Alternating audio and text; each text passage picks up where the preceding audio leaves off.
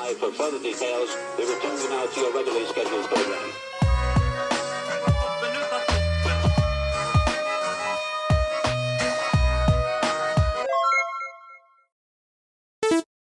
Hello to those of you who are feeling called to this reading in particular. Welcome to your mystery reading number 588.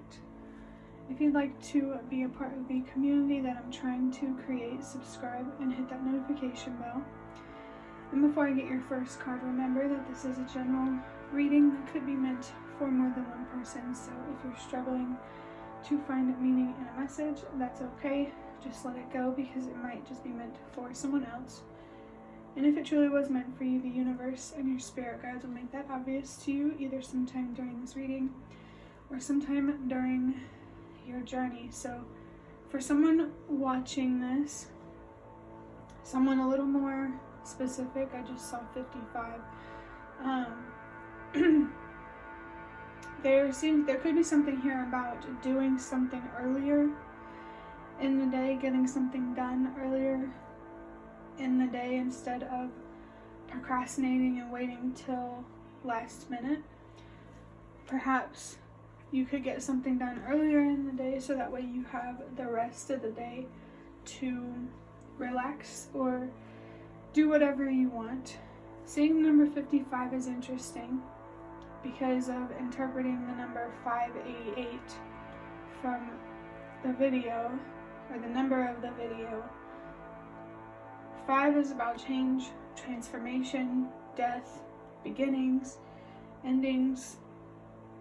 8 is about letting go, moving on, moving forward. Of course, that requires, or it could require, change somehow, some way, on some level. And then the number 8 here is really emphasizing the idea of letting something go, especially emotionally. It could be materially too, but the attachment here is emotional, it feels like. And I want to say, like, it's not always a bad thing to have emotional attachments. It's just bad when we let it destroy our future.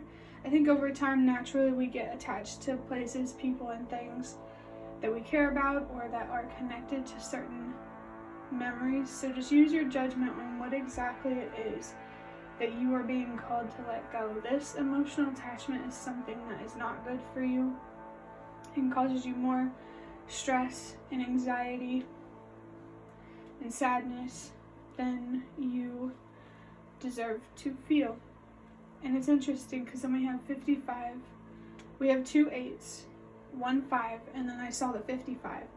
So not only is the idea of letting go being really encouraged here, so is change, embracing that change, confirming what I said, that change is a part of walking away from something. There's some sort of change here that you could be avoiding, or that's just causing you some anxiety.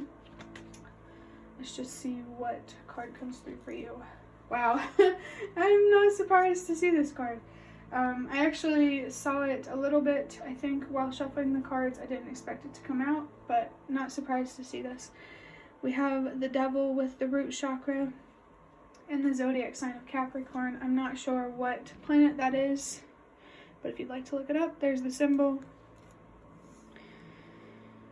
But yeah, I am not afraid to see this card because it's definitely confirming what I said about there being an unhealthy attachment here that you need to let go of. There's something here that makes you feel bound, or you feel chained to something, or really just restricted in some way by something that is hard to let go.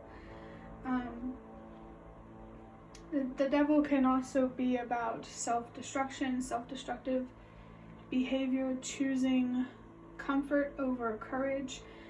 The letter C might be significant. Maybe there's like a significant grade here for someone, like a school grade. Maybe the attachment here is about doing perfect in school, or just being perfect in general. Just take it however it resonates. It's definitely going to be different for everybody who watches this, so just take it however it resonates and know that you are not alone in trying to let go of unhealthy attachments. Other people definitely relate to this energy. It's just going to resonate differently. The devil has the number 15 on it. That comes down to the number 6. If you see 1515, that might be a sign about the devil energy here, this attachment, this feeling of feeling chained, bound, restricted, caged. That energy of restriction is coming through so strongly. Maybe there's some limiting beliefs here that make you believe you're restricted, but you're not actually restricted. The number 15 coming down to the number 6, though, it's interesting because when people see the number 666, they associate it with the devil. And that's, I mean, I could argue that that's technically true, but it's not, it doesn't mean evil. It just means an unhealthy attachment. It could be addiction, a codependent relationship, anything that is taking away from your emotional and financial independence. This energy is very clear. So if it's not resonating, maybe you're just not ready to hear this reading, or it's just not meant for you. The root chakra. Well, I know what kind of meditation music I'm going to put in this. Root chakra meditation music. Your root chakra could be a significant chakra to focus on. I also felt something here about the crown chakra, which is the 7th chakra, and I want to say the highest chakra. I'm pretty sure it's not actually the highest, but the highest to my awareness, from your root chakra to your crown chakra. Maybe you need to focus on all 7 chakras. I saw 654. You definitely, I feel like, need to focus on these chakras for a reason. Maybe learn something, expand your spiritual knowledge here. Maybe doing some research could be necessary or helpful in some way. I forgot to say that the number 6, it's about, because it's about self-destruction and, you know, just unhealthy attachments and stuff like that. Whenever you see that number, well, since the devil is about that, whenever you see 666, that's a sign of unconditional love. Learning to love yourself unconditionally, to be able to let go of anything that doesn't serve you, and to allow yourself to have the faith to embrace change. Something needs to change, and I feel like you know what I'm talking about. And if you don't know what I'm talking about, this reading is either not meant for you, or you need to, you know, look much deeper than you're already looking for your answers. I always look at this imagery in this devil card. I like it. I think it's pretty cool. It's a red forest. I mean, it can be scary. But the red forest, that sounds like maybe it's significant for somebody. Maybe this deck, the Prism of Visions Tarot, could be a significant tarot deck for you, or maybe getting a tarot deck in general. If you feel called to do that, go ahead. And of course, if you can afford it.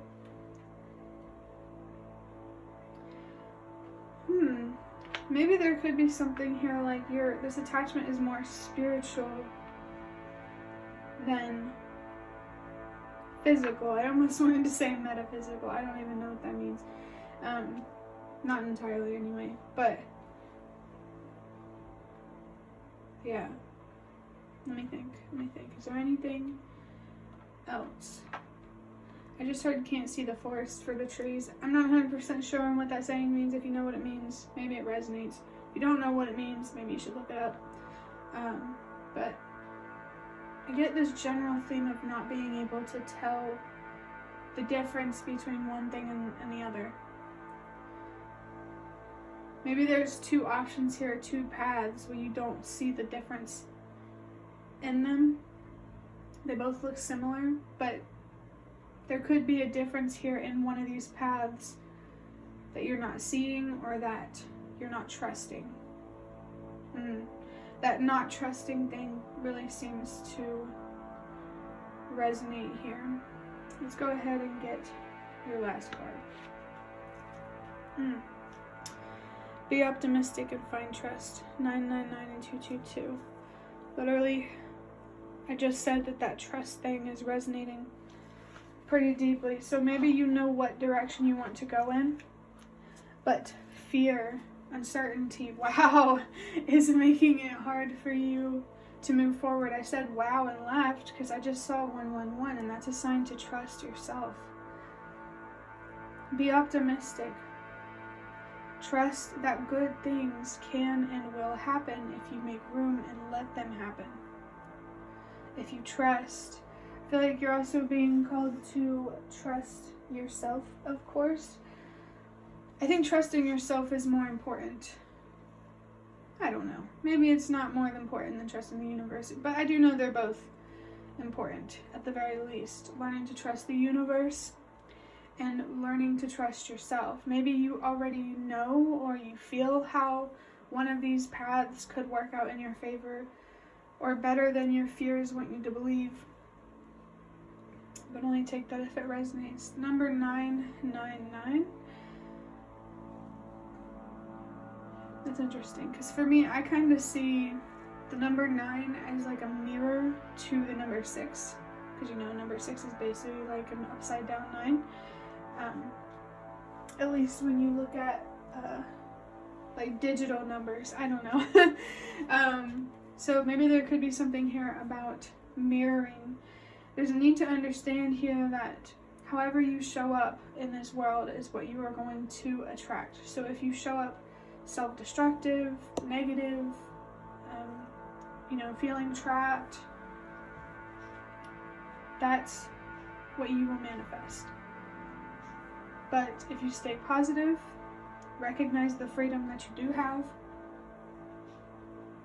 I'm getting so distracted by noises in the background. It's from the dog. Maybe dog energy could be significant for you. But this mirroring, this need to understand that what's happening on the inside reflects on the outside. So if there's a lot of darkness happening on the inside, depression, anxiety, fear, whatever, then there's going to be a lot of darkness in your reality. But if there's more light, it's not about being completely void of the darkness, which is a funny way of putting that. It's about finding a balance. Not being too optimistic, but also not being too pessimistic.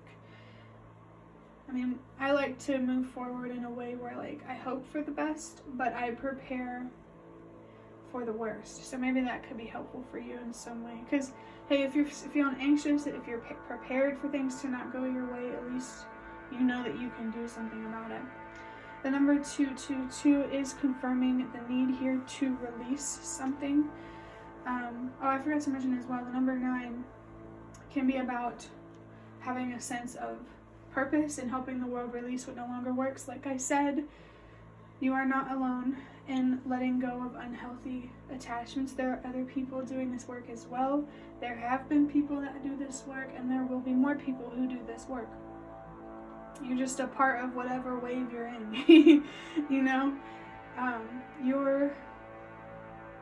There are other people that are in the same ripple as you.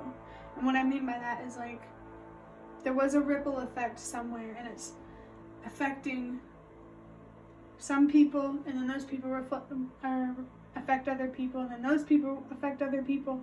There's something here about expanding your energy. But I feel like our energy is always expanding, always traveling, and that's why it's important to make sure that the energy we're putting out is constructive and helpful and healthy, because then it will affect those around us in the same way, and then those people have the potential to affect those people around them in the same way. So there is definitely purpose and meaning. I wanted to say and drive for letting go of an attachment. It's not only about your own peace and happiness, it's also about the collective and recognizing the part that you play in the grand scheme of things. I think there's an important spiritual belief that everything is connected. I can't remember what it is. Is it the infinity symbol, the infinity loop? I'm not sure. Maybe you could look it up, but Remember that everything is connected, like down to a vibrational level. I'm pretty sure emotions can be on a certain vibration. I don't know, if you like science, maybe it makes sense not more easily. Or maybe you're just super empathetic and you understand how your actions can impact others, and how it can, the actions of others can impact more people. There's a lot to look forward to in overcoming the devil energy and freeing yourself from something. Not only do you get to be free, but you can also help others be free as well, simply by leading by example. That feels important as well, leading by example. You could have siblings, younger siblings. I mean, they don't have to be younger than you. You could just have family in general that you have the potential to lead, or maybe some friends or an audience, whatever you feel called to do. I know in this energy it can be really hard to be optimistic. There is a lot of darkness in the devil here. I just heard devil in the details. Yeah, focusing more on the bigger picture rather than the details of how that big story is played out. It feels important too. Is there anything else? Oh yeah, I know that it can be hard to be optimistic and to trust. It's a process. So just work on being more optimistic, trusting yourself more, and trusting the universe more. Work on recognizing, embracing, and tapping into your own light. Your light is so important. All of our lights are important. It made me think of like light bulbs or ceiling fixtures or something. I don't know. But yeah, I'm thinking of this book. I think it's called The City of Ember. I'm not sure. It's like this. It's a book or a story about this underground city. I don't remember it entirely, but if you know what I'm talking about, you know what I'm talking about. Maybe there's something significant about that story, or if you like stories, there is something to learn or gain from that story. Again, I don't know if it's called The City of Ember. I know that it had the ember in it, and I'm pretty sure the book has like a light bulb symbol on it. I'm not sure. But I do keep getting the symbolism of light bulbs. I'm even using like a light bulb as, my light for this reading. So, light bulbs make me think of ideas. Maybe it's time to come up with new ideas. How can I be more optimistic? How can I learn to trust myself more? How can I learn to trust the universe more? There could be something here that you've been trying to do but hasn't been working as much as you wanted or hoped for, and it's time to find a new method, a new blueprint, a new approach. Time to do things differently. Maybe that's the change that you're avoiding, is learning how to let go differently. But you trust yourself and your intuition. Take this reading however it resonates and move forward in the way that you feel called to move forward. The general energy here is to release something here that feels suffocating through optimism and trust. But that will be the end of your reading. I really hope that it was helpful or relevant in some way. If you liked, hit the like button to show me that. That is the best way to support me. And if you'd like to offer even more support, you can do so by donating through the thanks button directly below the video.